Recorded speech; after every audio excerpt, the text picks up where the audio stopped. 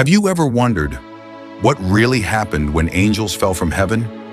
Not just the angels themselves, but the women they married? The world has been hiding a story of love, betrayal, and unimaginable suffering. The wives of the fallen angels were caught in a war they never asked for, a war between heaven and the most powerful beings in existence.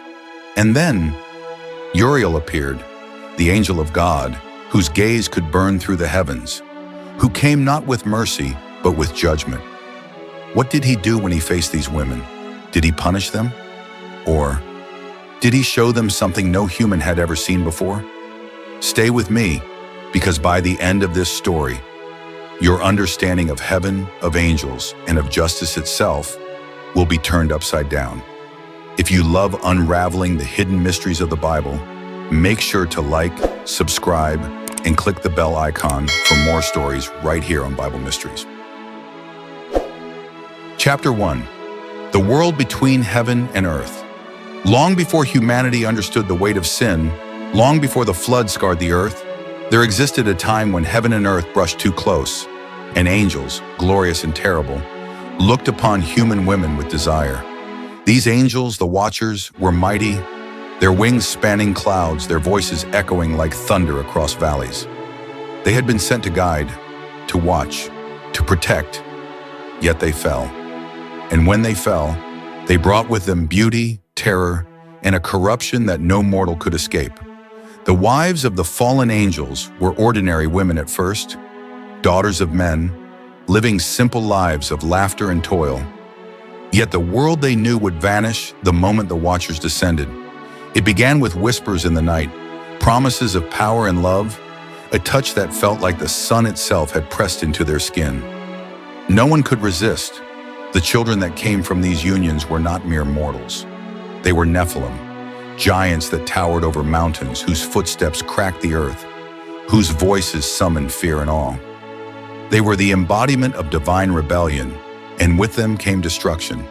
Villages were burned, rivers ran red with blood, and mankind trembled under the shadow of a world spiraling into chaos. The cries of humanity reached the heavens, but so too did the cries of the women, their fear, their grief, their despair. They were not guilty of rebellion. They had loved, and now they were trapped in a nightmare. It was then that the sky itself split.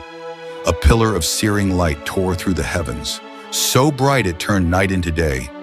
Thunder shook the mountains, rivers recoiled, and the earth trembled beneath its own fear. From the brilliance descended Uriel, the flame of God, whose presence carried judgment, mercy, and the weight of eternity all at once. His wings, vast as storm clouds, shimmered with light that cut through the darkness of the world. His eyes burned with a truth no mortal could bear to see. Every creature that lived and breathed stopped in terror and awe. The giants, the children of the Watchers, froze mid-step, their roars swallowed by the immensity of divine presence. The women of the fallen angels clutched each other, their hearts pounding, their breaths shallow. Could this angel, this messenger of God, destroy them all in a single gesture? Could heaven truly punish the innocent for the sins of their husbands? Uriel did not speak at first. He simply surveyed the world, the broken cities, the weeping women, the towering Nephilim who were nothing but monsters now, and the weight of heaven itself seemed to press down upon the earth. Then his voice broke the silence. The world has been corrupted, not by you, but by those who defied God. The women trembled, relief mingling with terror. They had not been the ones to rebel, yet they had lived through a rebellion they could not stop. Your children, the giants, they are beyond mercy, Uriel continued, his voice both thunder and whisper. They will not survive the judgment of heaven. A hush fell. Even the mountains seemed to listen. The wives of the fallen angels had loved their children with a human heart. Yet here was the inescapable truth. The very beings they had birthed were destined for destruction. And then came the whispers, a low, chilling murmuring of the giants, sensing the divine judgment descending upon them. Father, Mother, what is happening? One of the giants rumbled, fear threading his monstrous voice. But their mothers could not answer. There was nothing they could do. Their love, their guidance, their prayers, all powerless against the will of heaven. Uriel's gaze swept across the wives once more. This time it was softer, yet infinitely sorrowful. You will not be destroyed. You are not to blame, but you must bear witness for the memory of humanity, for the warning of all who come after. The angel raised his hand, and a shield of light enveloped the women. The fires that had consumed cities did not touch them. The fury of giants, the chaos of rebellion, all kept at bay by divine protection. Yet even in safety, their hearts shattered. They were alive, yes, but their husbands chained in the abyss, their children doomed, and the world around them convulsing under the wrath of heaven. Some screamed, some wailed, some fell silent, staring at the horizon as Uriel prepared to deliver the final judgment. And in that silence, even the air seemed to tremble. Could humanity survive the coming storm? Could these women endure the grief and terror that heaven had allowed them to witness? This was only the beginning. The coming hours would reveal not just judgment, but a test of faith, of endurance, of the fragile human spirit caught between divine wrath and mercy. The stage was set, the players trembling in their roles, and Uriel, the angel of fire and justice, would deliver a story that the world would never forget. Chapter 2. Uriel's judgment descends. The air had grown thick with anticipation. Even the wind seemed to hold its breath as Uriel's enormous wings beat slowly, deliberately, each stroke sending ripples across the mountains and valleys. Every creature below, human, giant, and beast alike, felt the weight of his presence, the impossible gravity of divine authority pressing down upon the world. The wives of the fallen angels huddled together on a rocky plateau, their faces pale, their eyes wide with a mixture of fear, hope, and disbelief. They were alive, protected by a shield of pure, blazing light, yet their hearts ached with a sorrow deeper than any human pain. Their husbands had been bound in chains of molten fire, dragged into the abyss. Their children, the Nephilim, now roamed freely, unaware of the catastrophe about to strike. Uriel raised his gaze to the horizon, and the giants froze, sensing something far greater than themselves. The ground shook beneath their massive feet, a warning thunderous enough to make even the bravest of hearts falter. "Do you hear it, Mother?" One of the giants boomed in confusion, his voice like rolling boulders. "The heavens, they are angry." The women pressed their hands to their mouths, unable to respond. How could they explain to their children, the very creatures who had torn apart villages, that the punishment was coming? And then Uriel moved. He descended like a comet of divine fire, landing with a shockwave that rattled stone and sent the tallest trees bowing. His eyes glowed with an inner light, and in that glow, the wives saw not hatred, but an unflinching, terrible justice. "You were given life by rebellion," Uriel said, his voice cutting across the plateau like lightning. "And now you will see the consequences of what has been sown." The giants roared in defiance, their voices echoing across mountains and valleys. "We did not ask for this," one cried. "We are not sinners. We are your children." Uriel's eyes swept over them, and the air shimmered with divine energy. "Children of defiance, you have forgotten mercy, yet you shall taste justice," he intoned. Lightning of divine fire erupted from his hands, not to destroy the women. Heaven would not touch them, but to corral the giants, to bind them in chains that burned with celestial light. Their struggles sent tremors across the earth, yet nothing could break Uriel's judgment. The women watched in horror and awe. Some screamed, some fell to their knees. One brave soul, a woman named Selah, shouted to her children, "Listen, listen to him. You must understand. This is not your fault, but it is not our world to destroy." But even as she spoke, the giants raged, wild and untamed, their grief turning to fury. Uriel, patient as eternity, raised his hand again. From it came a roar like the sea itself breaking, waves of divine command that struck the giants to their knees. And then, in a voice that trembled even the heavens, "You will not rise again until your purpose has been judged. Your mothers, your women are spared, yet they shall remember this hour forever." The women clung to each other as the ground beneath the giants split, a deep chasm opening like the maw of the earth itself. The Nephilim cried out, not in defiance now, but in terror. Uriel turned back to the wives, and in that moment, the weight of heaven seemed almost tender. "You are spared," he said softly, yet the power in his voice reminded them that mercy was never free. "Yet the world you knew is gone. You will witness the dawn of judgment.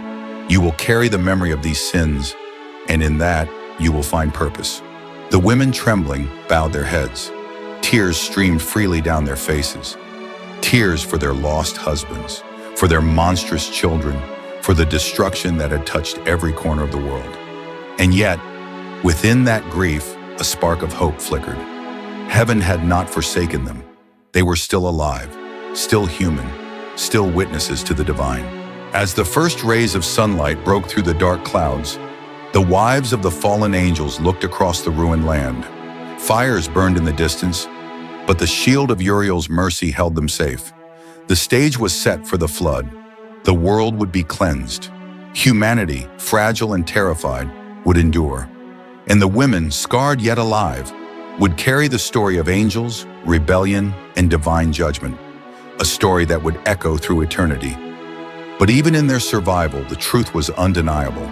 The weight of heaven's justice had left an indelible mark upon their hearts, a mark that no human or angel could erase. Chapter 3. The Survivors of Judgment. The sky was an endless canvas of gray and gold, a war-torn masterpiece painted by heaven itself. The flood was coming. Rivers swelled into unstoppable torrents, and the winds howled like the cries of a million lost souls. Amid the chaos, the wives of the fallen angels stood upon the cliffs of a shattered world. Their bodies trembled, not from cold, but from the weight of everything they had witnessed. Their husbands bound in chains of divine fire, humanity trembling beneath the looming judgment of God. Yet Uriel stood with them. His wings, vast as the night sky, created a protective dome of shimmering light. The women felt his presence as both shield and guide, a reminder that heaven's mercy, though rare, could still reach the innocent. "You are alive," Uriel said, his voice cutting through the storm like a sword tempered in eternity. "But your survival is not a gift alone. It is a responsibility." The women's hearts ached. Responsibility for what? For the sins of angels? For children who had become monsters? For a world already crumbling beneath the weight of divine wrath? Uriel lowered his gaze to them, eyes softening, almost human in their sorrow. "You are the witnesses. You will carry the memory of what occurred, the rebellion, the judgment, the mercy. Your pain is proof that God sees even the broken." A tremor ran through the earth as a massive wave of water approached the cliffs. The women clutched one another, terror and awe colliding in their souls. But the protective light of Uriel remained unbroken, a dome of divine fire and grace. One of the wives, trembling, finally spoke. "What of our children, our husbands? Will they ever return?" Uriel's expression was unreadable, yet his voice carried a weight that settled deep in their hearts. "The Watchers are bound. The Nephilim are no more. Their rebellion cannot be undone. But you will endure, and from your endurance, hope will rise again." The women fell silent, staring at the approaching flood. Some wept, some screamed into the winds, some whispered prayers they didn't know how to speak. And yet, in their silence, a seed of understanding took root. They were alive, spared not because of innocence alone, but because heaven had purpose for them. In the midst of the storm, Uriel raised his hands. From his palms, a cascade of divine light shot into the sky, parting the clouds just enough for the women to see a vision of what could be. Humanity surviving, life returning, the world slowly healing from the scars of rebellion. "This is your task," Uriel said. "Remember, witness, endure, and carry the truth to the generations that come." As the first wave of the flood surged forward, the women were swept from the cliffs but carried safely within Uriel's protective light. Their bodies were spared, but their hearts bore the memory of every tear, every scream, every monstrous child, and every broken hope. When the waters receded, the women emerged forever changed. Their eyes held the weight of heaven, their souls marked by what they had seen. They would become storytellers, bearers of truth, the hidden witnesses of the war between angels and humanity. And Uriel, he watched them, silent, magnificent, a reminder that even in judgment, mercy exists. The world has been cleansed, he whispered to the winds, but its memory must never be forgotten. And so, the wives of the fallen angels survived, scarred but alive, witnesses to the greatest rebellion the world had ever known. They carried the story of divine wrath, angelic betrayal, and the mercy that found them even in the storm. Theirs was a tale of loss, survival, and the enduring truth that heaven sees even those trapped between the shadows of sin and the light of justice. The story of Uriel and the wives of the fallen angels was a story the world would never speak aloud, but for those who dare to look, to listen, to feel, the truth is both terrifying and beautiful.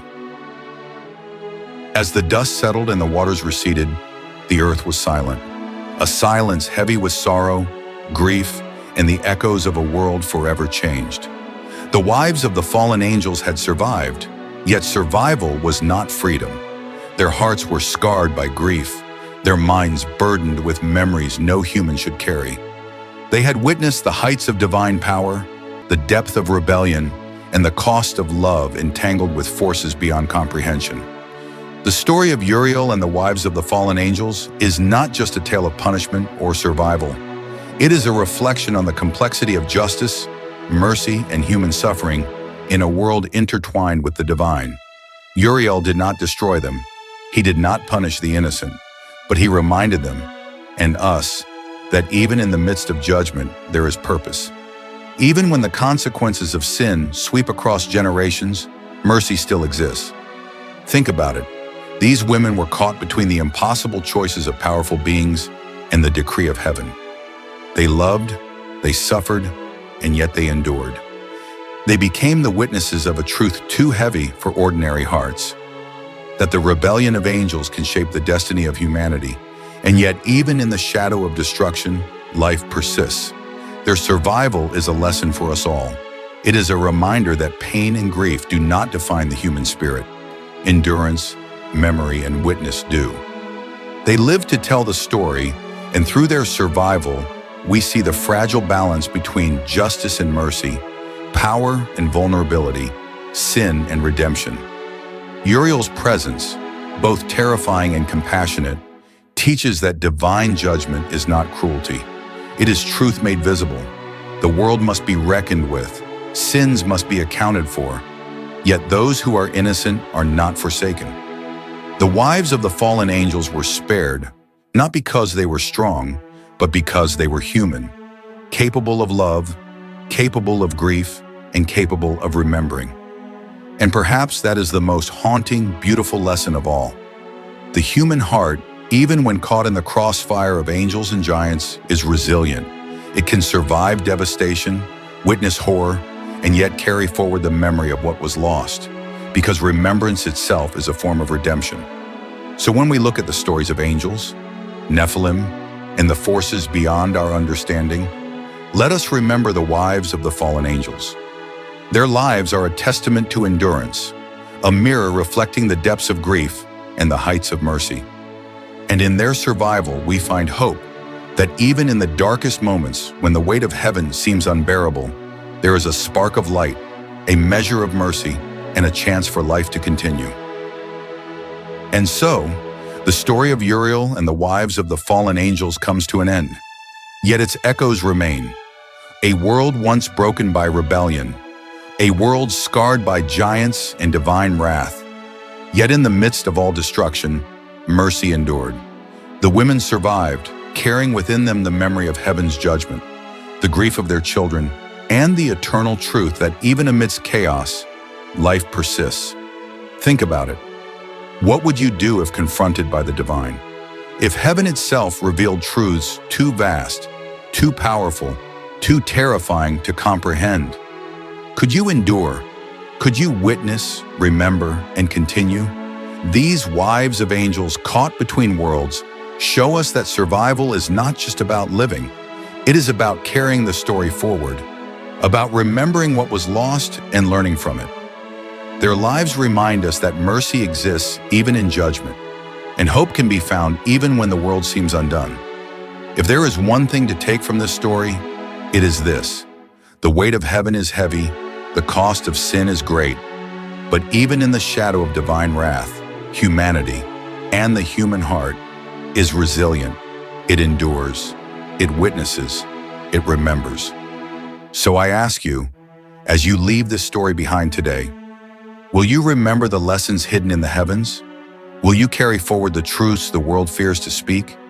Because the story is not just theirs, it is ours. If this story moved you, if it made you question heaven, angels, and the mysteries of the Bible, like, subscribe, and click the bell icon to uncover more hidden truths with us here on Bible Mysteries.